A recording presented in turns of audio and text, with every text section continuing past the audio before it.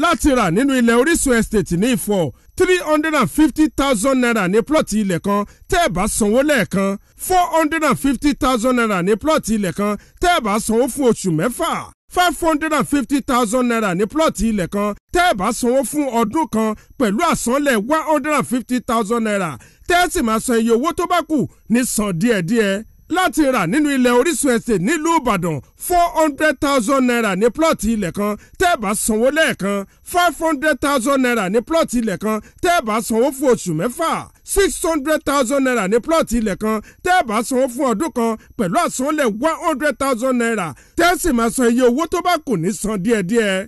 Láti rà nínú ilẹ̀ Orísun Estate ní Ṣìmáwá 600,000 naira ní plọ̀tì ilẹ̀ kan tẹ́ ẹ bá sanwó lẹ́ẹ̀kan gbàm 700,000 naira ní plọ̀tì ilẹ̀ kan tẹ́ ẹ bá sanwó láàrin oṣù mẹ́fà pẹ̀lú àsanlẹ̀ 200,000 naira tẹ́ ẹ sì máa san iye owó tó bá kù ní san díẹ̀díẹ̀. 800,000 naira ní plọ̀tì ilẹ̀ kan tẹ́ ẹ bá sanwó fún ọdún kan pẹ̀lú àsanlẹ̀ 100,000 naira tẹ́ ẹ sì máa san iye owó tó bá kù ní san díẹ̀díẹ̀. Fún ẹ̀kúnrẹ́rẹ́ àlàyé ẹ lè kàn sí King Builder Marketing Management Limited tó wà ní 10 Akínrẹ̀mí Street off Ọbáfẹ́mi Awólọ́wọ̀ Way Lánìfowóṣe ní Ìkẹjà tàbí ká ẹ pè Stella lórí 081-7957-4825 tàbí Níkẹ́ lórí 0808-5688-767 tàbí Austin lórí 0803-4988-607.